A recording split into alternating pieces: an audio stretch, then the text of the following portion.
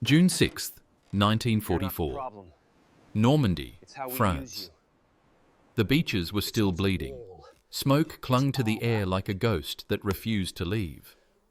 Along a stretch of churned mud and shattered hedgerows, a Sherman tank lay motionless, its turret frozen mid-turn, its metal skin scarred and blackened by fire. The crew had abandoned it hours ago after a direct hit tore through the left track. To every soldier who passed, it was just another corpse of war, another machine sacrificed to the impossible geometry of Normandy. But one man stayed behind. Sergeant Curtis Cullen, a mechanic from New Jersey turned cavalryman, stood beside the wreck, helmet crooked, uniform soaked in sweat and diesel. He wasn't supposed to be here. The battle had already moved inland, swallowed by the labyrinth of fields and hedges. Yet he lingered, staring at the ruined tank with a strange intensity. Not grief, not frustration, but thought. Beneath the endless rumble of artillery, something in his mind was turning faster than the tank's broken gears. Cullen had no degree, no training beyond the Army's manuals, and the grease-stained lessons of his old garage back home. But war had a way of stripping everything unnecessary away, leaving only instinct. And as he studied the twisted wreck, the idea came to him, absurd, reckless, and so clear it made his pulse quicken. What if, he thought, a tank didn't need to climb the earth that stopped it? What if it could tear through it instead? The wind carried the smell of cordite and sea salt as he looked again at the tangled roots, the walls of soil that had halted entire divisions. Somewhere behind those green fortresses, the Germans waited with their guns, patient and invisible. The Allies were stuck, inching forward yard by yard.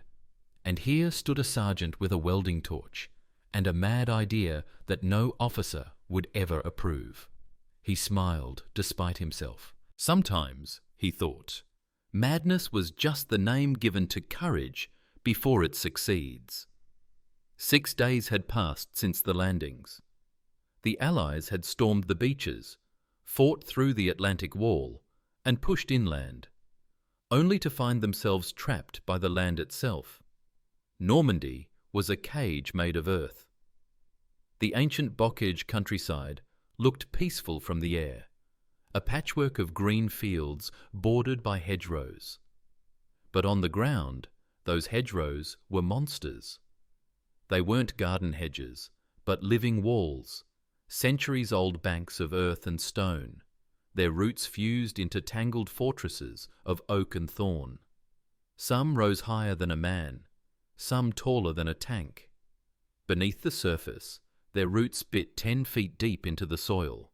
No artillery shell could truly destroy them. No bulldozer could push them aside fast enough for an advancing army.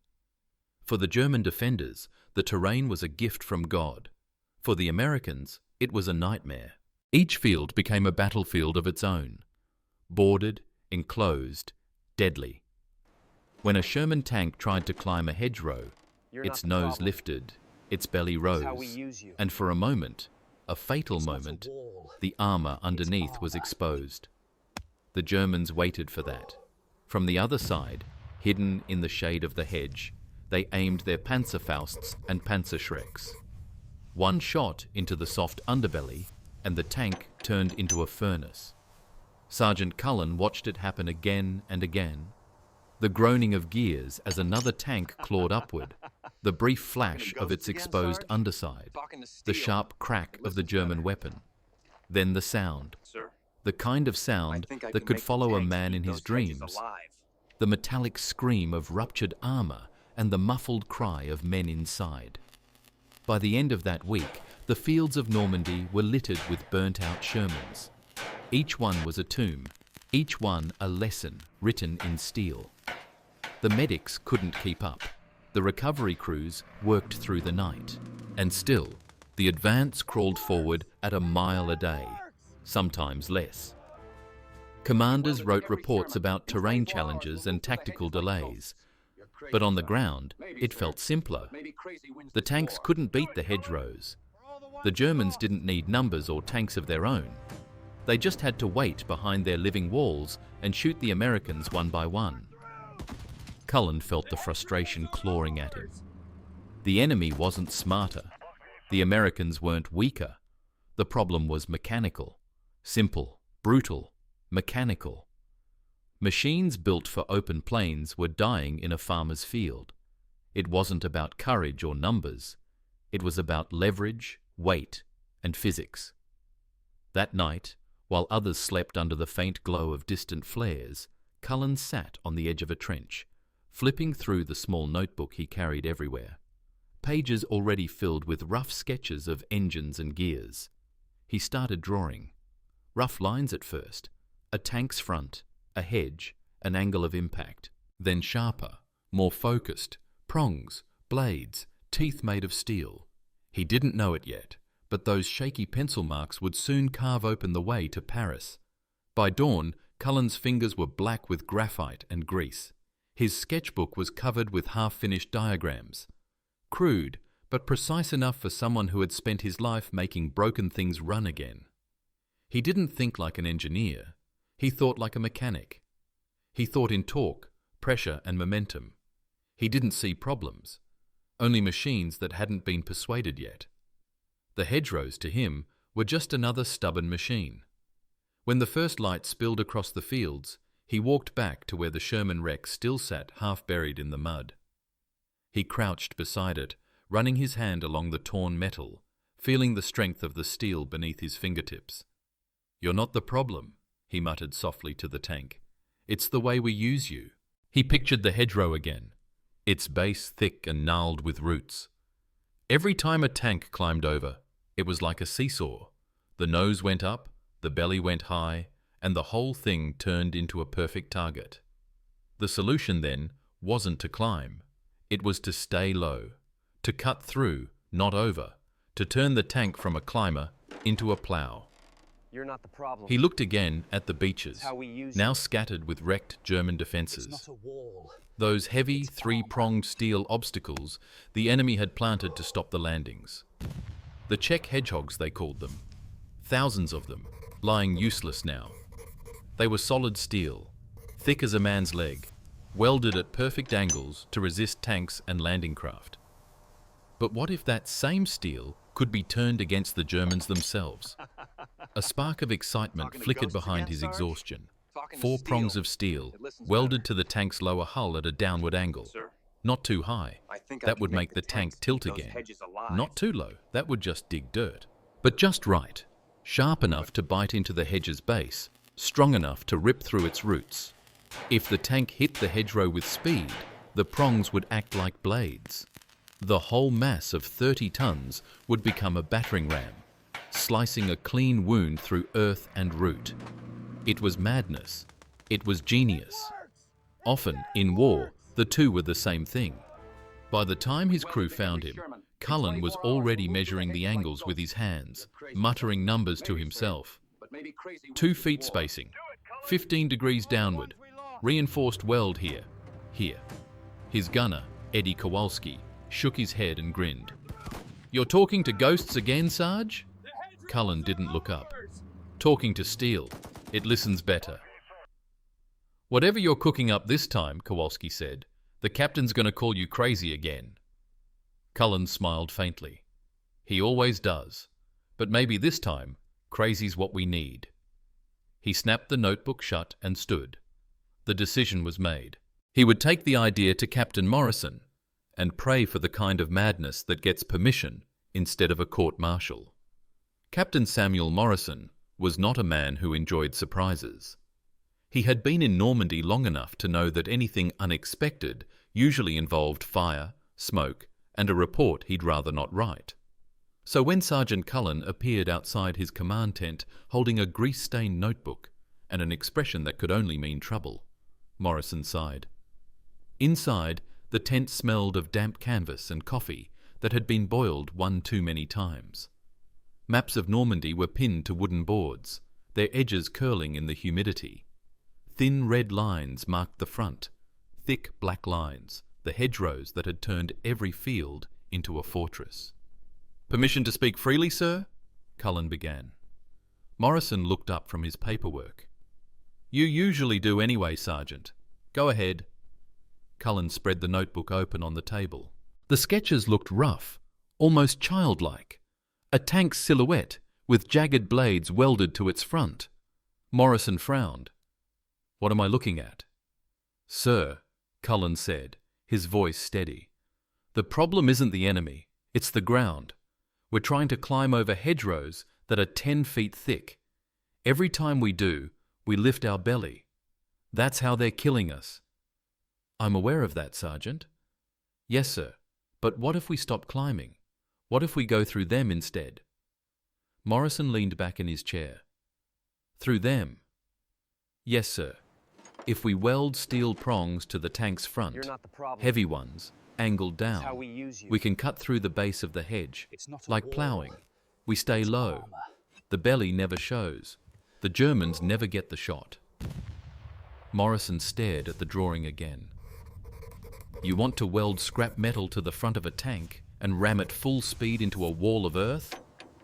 "Yes, sir." "Are you insane?" Cullen hesitated, then allowed himself the faintest smile. "Maybe just enough, sir." Talking to ghosts again, Sarge? For a long Talking time, steel. the only sound in the tent was the flap of canvas in the wind. Sir. Morrison's I think I eyes can drifted make to the tanks map, eat those to hedges the black alive. lines that had held them prisoner for a week.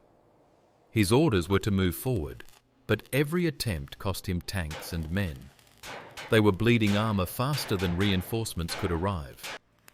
"What do you need?" Morrison asked quietly. 48 hours, a damaged Sherman that still runs, welding gear, permission to scavenge the beaches for steel. It works! And if it fails? It works! Cullen met his eyes. We "Then welded we're every right back Sherman. where we In started. 24 hours, we'll move through that Except hedge like I'll ghosts. owe you one very expensive apology." Maybe, sir, but maybe crazy Morrison rubbed a more. hand over his face and All sighed. the ones we lost. "You've got 2 days, Sergeant. 48 hours. If this thing doesn't work, you and I will both be explaining ourselves to a general who doesn't like experiments." Cullen snapped a salute. "Understood, sir." As he turned to leave, Morrison called after him, half amused, half exasperated. "Sergeant, what do you even call this contraption of yours?" Cullen paused in the doorway. "Don't know yet, sir. Maybe I'll name it after the first hedgerow it eats." Outside, the sky was the colour of gunmetal. The wind from the channel carried the scent of rust and salt. Cullen didn't feel fear, only the familiar thrill that comes before building something that shouldn't be possible. He had 48 hours to prove that madness could save an army. The beaches of Normandy, once symbols of victory, had turned into graveyards of machinery. Steel lay scattered across the sand. Fragments of landing craft, twisted anti-tank obstacles, and the rusting skeletons of vehicles that had carried men to their deaths only days before. The air still reeked of oil and salt, a scent that clung to everything. For Cullen, it was paradise. He and a small crew arrived at dawn with a welding rig, an acetylene torch, and permission to steal whatever they could carry. "Scavenge the beaches," Morrison had said. "Just don't blow yourselves up doing it." Cullen moved among the wreckage like a man in a scrapyard back home. His eyes lit up when he saw the first Czech hedgehog, a massive, three-pronged cross of hardened steel built to stop tanks and landing craft. The Germans had littered the beaches with thousands of them, each one anchored deep in the sand, each one a weapon now turned useless by the tide. "Perfect," Cullen whispered. He drew a cutting line along one of the beams, then lowered his torch. The flame hissed alive, a tongue of blue fire that glowed against the morning mist. Sparks rained down as he sliced through the iron. The smell of burning metal filled the air, sharp, bitter, familiar. His crew worked beside him, cutting, trimming, and sharpening the beams until the sparks became a constant rhythm, like a blacksmith's forge reborn on the beaches of France. By nightfall, they had 4 prongs, each one 4 feet long, thick as a man's thigh, and honed to a cutting edge. Cullen ran his hand along the steel, feeling the warmth still trapped in the metal. "Strong enough to tear the roots from hell itself," Talking to he ghosts said again, softly. Sarge? The next task was more delicate, attaching them to the tank.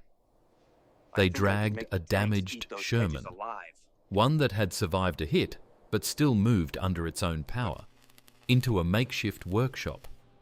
Its olive hull bore the scars of battle, dents, scorch marks, the ghost of a name once painted on its side.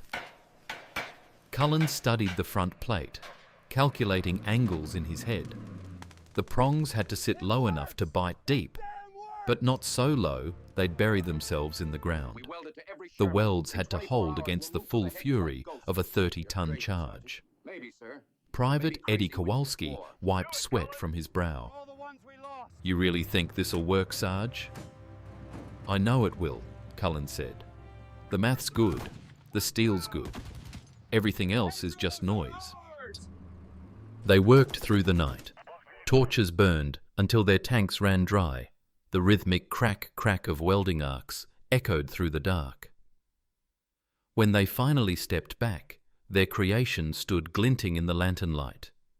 A Sherman reborn, with 4 massive steel tusks jutting from its front. It looked like a beast dredged up from some mechanical underworld. A few soldiers wandered over from nearby camps, drawn by the glow. One of them whistled. "Looks like a pig trying to mate with a porcupine." Cullen patted one of the prongs, grinning. "Maybe so, but this pig's going to root through every hedgerow between here and Berlin." By dawn, Captain Morrison arrived to inspect the monstrosity. He circled it slowly, tugging at the welds, running his fingers over the seams. Finally, he nodded. "All right, Sergeant, you've built your mad contraption. Tomorrow morning, we see if it's genius or suicide." Cullen didn't sleep that night. He lay awake, listening to the sea, replaying the calculations in his mind. Weight, angle, force, resistance. It all worked on paper. But war didn't care about paper. War only respected proof. When the first light touched the horizon, he rose, brushed the sand from his uniform, and whispered to himself, "Time to persuade the earth." The morning came grey and still, the kind of silence that seemed to wait for something to break it. Dew clung to the grass, and the hedgerows loomed like green fortresses across the fields. Soldiers gathered quietly along the edge of a dirt road, murmuring among themselves as the strange, modified Sherman rumbled into view.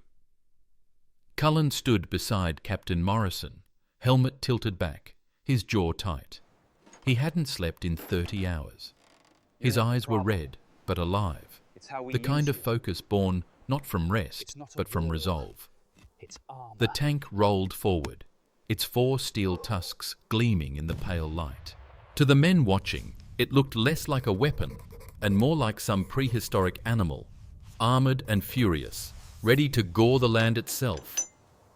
The crew inside, Corporal Jake Mitchell at the controls, Sergeant Tom Harrison at the gun, and Private Danny Chen loading shells, had volunteered for the test. Volunteers or lunatics.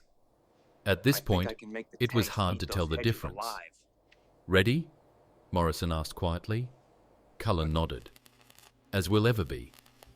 Morrison raised his hand, then dropped it. Mitchell revved the engine. The Sherman growled, belching smoke, then lurched forward. Slow at first, then faster, gathering weight, gathering courage. 30 tons of steel thundered toward the wall of earth ahead. The hedgerow stood 12 feet high, ancient and unyielding. No tank had crossed it without dying. The impact came like thunder. The ground shook. Earth erupted into the air, roots snapping with sounds like gunfire. The tank shuddered, and for a breathless instant it seemed to stall, embedded in the green mass, half swallowed by Normandy itself. No one spoke. Every man watching held his breath. Then, slowly, impossibly, the Sherman began to move forward again. The prongs were digging deep, ripping through the roots that had defied centuries of storms.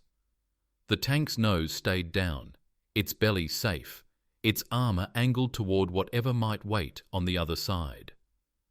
The engine roared louder. The tracks churned mud and rock, and suddenly it broke through. A final shower of dirt burst outward, and the Sherman emerged into the next field, whole, unharmed, triumphant. For a heartbeat, there was silence. Then a cheer erupted, raw, joyful, disbelieving. Men slapped helmets, shouted curses of relief, laughed like soldiers who'd just seen something holy. Cullen exhaled. His legs trembled.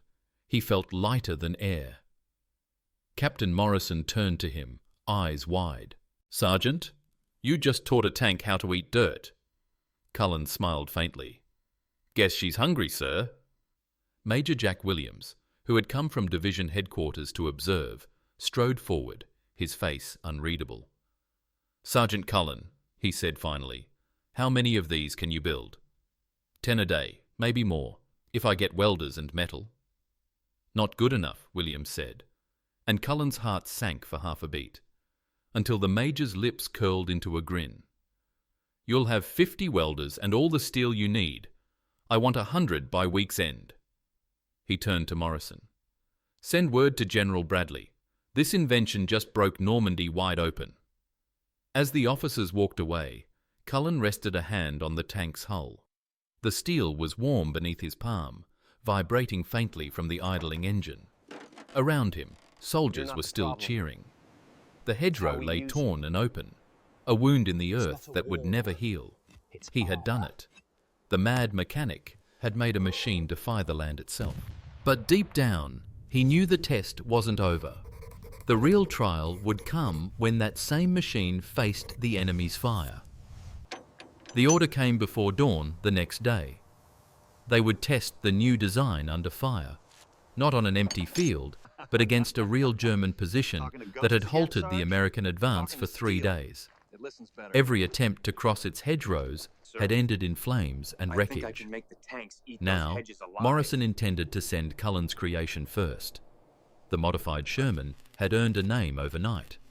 Someone had painted it across the hull in white chalk: Rhinoceros.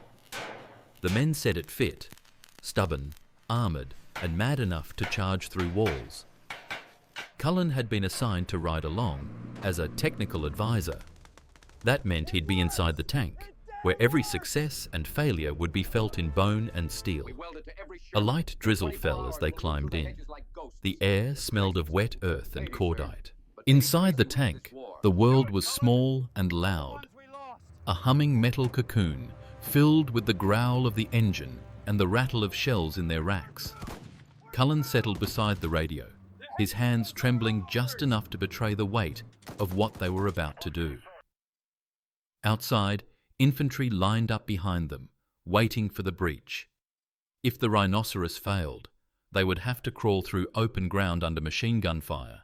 If it worked, they might finally break the stalemate. Cullen adjusted his headset. "Ready, Mitchell?" "Ready as hell," the driver replied, voice steady. "Remember the angle? 20 degrees. Let the teeth bite low." "Got it, Sarge." The intercom crackled as Captain Morrison's voice came through from the command jeep behind them. "Rhinoceros, you're clear to proceed." The tank lurched forward, tracks grinding against the mud. The rain had turned the ground slick, but the engine pulled strong. Ahead, the first hedgerow loomed, thick, ancient, its roots black and glistening. Somewhere behind it, German machine guns waited. "Steady," Cullen said. "Full throttle in 5, 4, 3. The impact hit like a thunderclap. The tank slammed into the wall of earth, the prongs digging in, slicing through the tangle of roots. The Rhinoceros shook violently, mud spraying across its hull. For a second, Cullen thought they'd stalled. Then the engine roared louder, and the tank surged forward, breaking through in an explosion of dirt and splintered wood. On the other side, German soldiers were scrambling to react. Their machine gun nest barely had time to open fire before the Sherman's main gun thundered. One shell, a single, perfect burst, and the position vanished in smoke and flame. "It works!" Chen shouted over the intercom. "It actually works!" "Keep moving!" Cullen barked. "Next hedge!" They pressed on. Each time, the steel tusks ripped open the earth like paper. Each time, the infantry poured through behind them, cheering as they advanced. The rhinoceros became a living battering ram, unstoppable, clearing the path for an entire company. Then came the real test. "Contact front!" Harrison shouted. "Panther tank! Behind the next hedge!" Cullen felt his stomach tighten. The German Panther was no ordinary foe. Heavier, faster, armed with a gun that could kill a Sherman with one shot. The hedgerow was the only thing keeping it hidden. If they tried to climb it, they'd expose their belly and die. But that was the old way. Cullen's way was different. "Breach the hedge," he ordered. "Don't stop. We come out shooting." Mitchell didn't hesitate. The tank roared forward, slamming into the hedge at full speed. The impact threw Cullen against the hull. Dirt cascaded over them, roots snapping like whips. The rhinoceros slowed, groaned, and then burst through. The Panther was right there, its turret swinging toward them. "Fire!" Cullen shouted. Harrison was faster. The Sherman's gun barked once, the recoil slamming through the hull. The armor-piercing shell hit the Panther's side, the weak point, and tore through it. Smoke burst from the German tank as its crew scrambled out, hands raised, faces grey with shock. Silence fell for a heartbeat.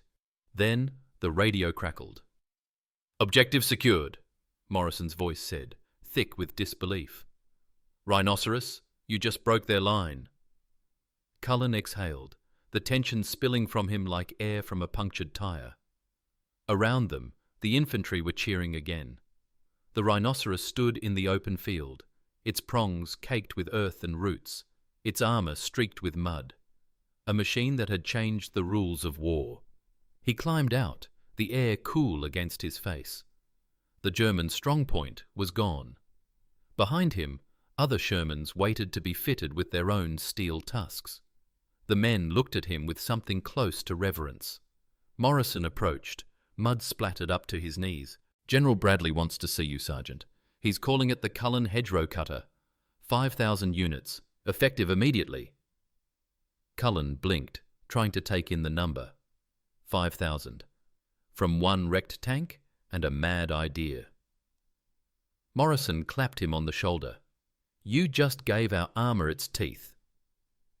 Cullen looked back at the shattered hedge, the open wound in the earth, and the path beyond. "No, sir," he said quietly. "I just showed it where to bite." Within days, word spread across Normandy like wildfire. Every armoured division heard the same rumour. Some sergeant had made a tank that could chew through the hedgerows. At first, no one believed it. Then the orders came down from General Bradley himself. 5,000 tanks were to be fitted with the Cullen Cutter. Workshops sprang up overnight. Under open skies, welding crews laboured beside barns and in the ruins of Norman villages. Sparks lit the fields long after the sun went down. Torches hissed, metal screamed, and the beaches that had once killed so many men now supplied the steel that would carry them forward. Cullen became something of a legend, though he never seemed comfortable with it. He was pulled from the front and sent from depot to depot, teaching others how to replicate his design. He carried his grease-stained notebook everywhere, the same one he had used to sketch the first rough plan. When the young welders gathered around him, he would kneel beside a tank's hull, chalk in hand, and mark the exact spot where the steel prongs should go. "Here," he'd say, drawing a line 15 degrees downward. "Not too high, not too low. You want the teeth to bite, not dig. Keep the welds clean. Strong welds save lives." They listened to him with the kind of respect usually reserved for officers. He wasn't a general or an engineer, just a sergeant with a torch. But in the strange democracy of war, results spoke louder than rank. By mid-July, The hedgerows that had once been death traps became doorways. The American advance, once crawling, began to surge.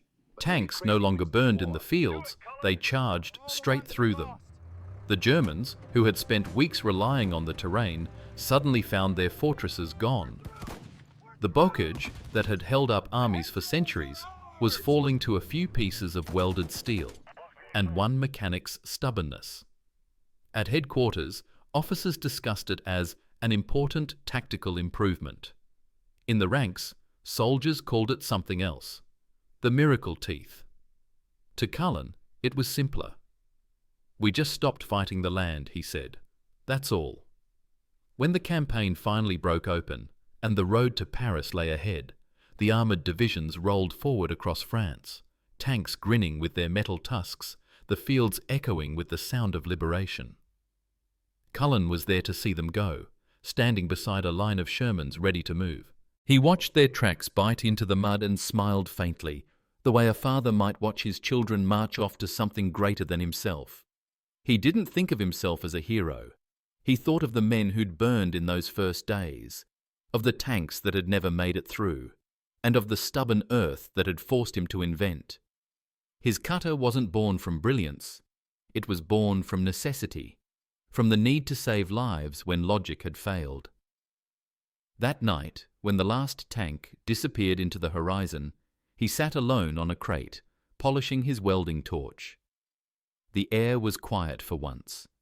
The beaches behind him were littered with wreckage, but the sound of progress, the deep, steady thunder of engines, carried over the hills. He whispered to no one in particular. Guess the mad mechanic wasn't so mad after all. War has a way of turning ordinary men into unwilling engineers of survival. It forges invention from desperation, courage from exhaustion, and sometimes legend from madness. Curtis Cullen never set out to change the course of the war. He never wrote manifestos, never dreamed of medals or fame. He simply saw men dying because the world in front of them refused to move, and he decided to move it himself. You're not the In problem. another life, he might have It's how fixed we use tractors or rebuilt engines in some quiet New Jersey garage. Instead, history placed him in a field of fire and mud and gave him a problem that only a mechanic's mind could solve. The generals would remember D-Day as the triumph of strategy, logistics, and courage. But beneath every triumph lies a smaller, humbler story of someone in the shadows who refused to accept that impossible was permanent. Talking to steel. Cullen's invention didn't just cut through hedgerows, it cut through fatalism. I think It I can reminded make the tanks world eat that those progress heavies in war alive. is never born in comfort. It comes from the noise, the frustration, the human refusal to watch others die for lack of an idea. In the decades that followed, historians would call it a field adaptation, a technical innovation. They would mark it on charts and timelines, somewhere between Omaha Beach and the liberation of Paris. But those words could never capture what it truly was, a spark of human will in a place designed to extinguish it. Somewhere in Normandy, the hedgerows still grow, quiet now, roots deep in the same soil where steel once tore through. If you stand there long enough, you might almost hear it, the echo of an engine, the hiss of a torch, the laughter of soldiers watching a tank do the impossible. And maybe, just maybe, the whisper of a mechanic's voice saying, "Don't climb the wall, break through it."